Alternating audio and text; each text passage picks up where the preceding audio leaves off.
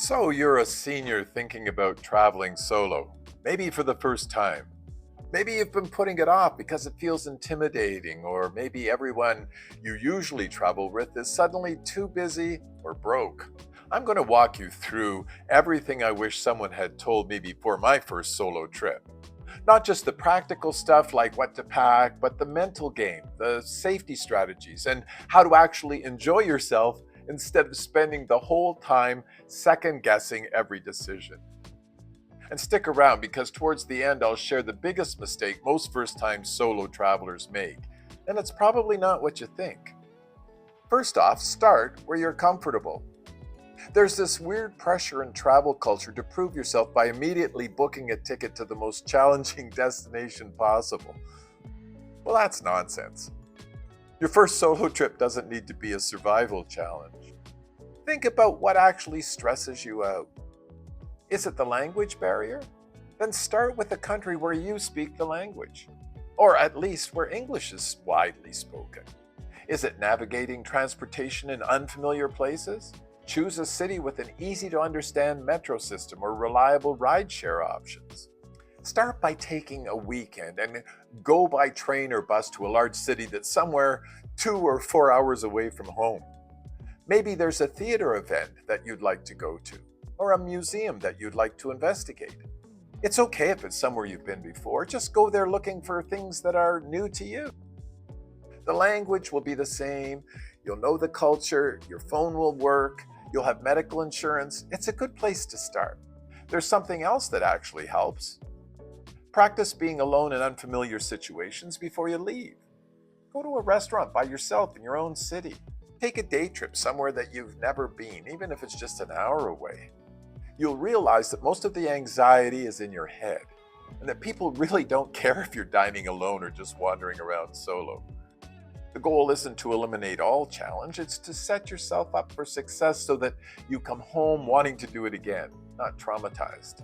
Number two, logistics that actually matter. Let's talk about the practical stuff that makes or breaks a solo trip. First, pack light.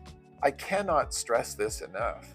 When you're traveling alone, every bag you're carrying is a bag that you have to watch, schlep through train stations, and haul upstairs. If you can travel with just a carry-on and a small personal item, you'll feel so much more mobile and free. Less stuff equals less stress. Now, money. This is the reality check nobody wants to hear. Solo travel costs more per person. You're not splitting that Airbnb, that taxi, or that restaurant bill. Some vacation tours, well, most in fact, charge a single supplement, basically an extra fee for not being part of a pair.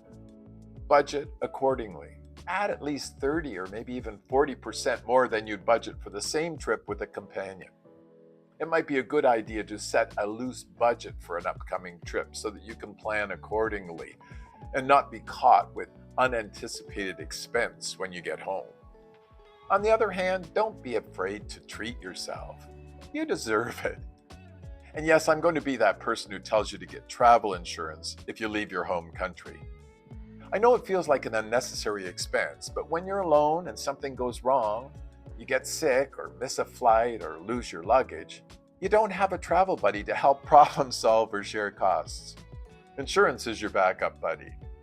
And speaking of things going wrong, your biggest concern may be security. I'll tell you a bit later about some safety strategies that can help in the unlikely event that you find yourself in a sketchy situation. One more logistics thing.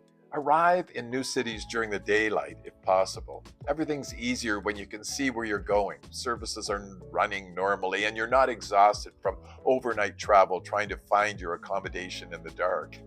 I'm always sure of my first night's accommodation and how I'm going to get there from the train or the airport.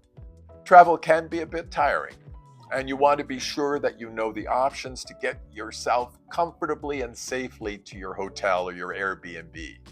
Look it up ahead, write it down, and follow your own instructions. Number three, planning versus spontaneity. There is this romanticized idea that solo travel means being completely spontaneous and free-spirited. Well, that works for some people, but for most of us, having some structure actually makes the trip more enjoyable. Before you go, do some research. Find a few restaurants that you want to try, attractions you definitely want to see, neighborhoods that seem interesting. Use Google Maps or whatever app that you prefer to save these places. That way, when you're standing on a street corner wondering what to do next, you're not paralyzed by options or wasting time scrolling through reviews. Ask ChatGPT for recommended day trips or city highlights that you might want to explore. But here's the balance. Don't overschedule yourself. One of the biggest mistakes that first-time solo travelers make is feeling like they need to maximize every single moment because they're all the way there and might never come back. And this is how you burn out by day 3. It's okay to spend an afternoon just sitting in a park. It's okay to skip that famous museum that everyone says you have to see. You're traveling alone, which means the only person you need to please is yourself. If you want to spend 2 hours in a bookstore cafe, well, do it. Fourth, the safety conversation. All right, let's address what everyone's worried about but doesn't always want to ask. Is solo travel safe? The honest answer is that it depends on where you go, on how you carry yourself, and how smart you are about taking basic precautions. But I'll say this, most of the scary stories that you've heard are outliers, not the norm. Here are some things that actually matter for safety. Choose your accommodation carefully. Read recent reviews. Look at the neighborhood, not just the property. Is there reliable public transportation nearby? Can you get there easily from the airport or the train station? Often, reading the reviews will give you some sense of whether the hotel or Airbnb is a bit isolated or in a district that may feel unsafe to some travelers. You probably know what you would tolerate or expect in terms of safety, isolation, or comfort. In the beginning, it's best to stick with what you know best. And when you're out exploring, always trust your gut. This sounds obvious, but so many people override their instincts because they don't want to seem rude or paranoid. If a situation feels off, a person, a street, an invitation, just remove yourself. You don't owe anyone an explanation. Your safety is more important than being polite. Project confidence, even when you don't feel it. Walk with purpose. If you need to check directions, well, step into a cafe or shop rather than stand on a street corner looking lost with your phone out. Basically, don't advertise that you're disoriented and alone. If you think you're being followed or bothered, well, pretend you're talking on your phone to a travel companion that you're meeting shortly. Or you could even call someone at home and chat with them so you feel connected even if you're a bit uncomfortable. Now, this is where an eSIM comes in handy. It allows you to stay connected by phone or Wi-Fi wherever you are in the world. Now, if you don't know what an eSIM is, check out this video on my channel. Keep copies of important documents, passports, insurance, credit cards backed up digitally. Share your itinerary with someone at home. Where you're staying, flight details, contact information. Set up a simple check-in system, even if it's just a daily text that says, "I'm good." I even have a couple of friends and family members who can locate me using the Find Me app on our iPhones. They can know where I am very precisely at any moment, anywhere in the world. And don't carry all your money and credit cards with you. Put a small amount of cash in case you need it and one credit card in your pocket, but leave backup money and a credit card safely stashed at your accommodation. Know the local emergency numbers. It's not 911 everywhere. Fifth, staying connected without staying tethered. Technology can be your best friend when traveling solo, but it can also ruin the experience if you let it. Get yourself reliable internet access. Whether that's an eSIM, a local SIM card, an international phone plan, or a portable Wi-Fi device, being able to look up directions, translate signs, and contact people is crucial when you're on your own. Translation apps are incredible and easy to use. You can often download the local language to work with your app when you're offline, so that's handy if you happen to be without the internet. But here's the balance. Don't spend your entire trip on your phone. I know it's tempting to document everything for social media or text your friends constantly because you're nervous about being alone. But some of the best moments of solo travel happen when you're fully present, when you strike up a conversation with someone because you're not buried in your screen, or you notice something beautiful because you're actually looking around. 6, meeting people without it being weird. One of the biggest concerns about solo travel is possible loneliness. And yes, there will probably be moments where you feel a little bit lonely. That's normal. But social travel certainly doesn't have to mean being isolated the entire time. Strike up casual conversations with people whose job it is to talk to you. Bartenders, baristas, servers, front desk staff, and tour guides. Ask for recommendations.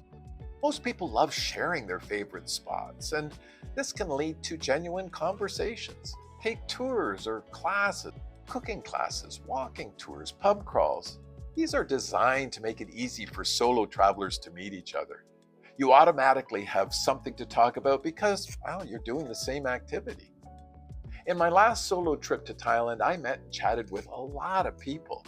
I can recall conversations and interactions with so many, including a family from the United States who originated in Vietnam and were traveling in Thailand together. A retired businessman from Belgium who travels frequently to Bangkok. A young man from London, England, who had just spent a month working as a sound technician on a feature film. A woman from Switzerland who was visiting Thailand before joining a group to do a cycle tour through Cambodia. A newlywed couple who were honeymooning in Thailand. The woman was from Jordan and the man was from Germany, but they now live in London, England. A man from Abu Dhabi who was visiting with his wife and 3-year-old. And of course, lots of Thai people who are very friendly. Now, I list all these just so that you know how memorable it can be to share some time with people from all around the world while you're traveling. And here's one more thing that sounds small but makes a huge difference. Learn a few phrases in the local language. Even if you just learn how to say hello, thank you, excuse me, and where's the bathroom in the local language, people appreciate the effort. But having an app for everything else is a lifesaver. 7, embracing the chaos. Now, here's the biggest thing I want you to understand about solo travel. You're going to mess up. You're going to get on the wrong train, miss a booking, misunderstand someone, and maybe even get a little bit lost. And that's completely okay. In fact, some of the best stories come from the things that go wrong. The key is learning how to roll with it instead of letting it ruin your trip. Solo travel is fundamentally about growth. It's about proving to yourself that you can handle uncertainty, solve problems, and adapt when things don't go according to plan. And here's the beautiful part. When you're traveling alone, there's no one to judge you for your mistakes. No one to say, I told you so. No one whose trip you're ruining.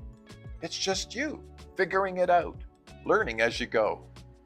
Some of my favorite travel memories aren't from perfectly planned days. They're from the days when everything went a little bit sideways and I had to improvise. Those are the days that make you feel alive and still capable. So, is solo travel nerve-wracking? Well, a little bit at first. Is it worth it? Absolutely. You don't need to be naturally adventurous or extroverted or fearless to travel solo.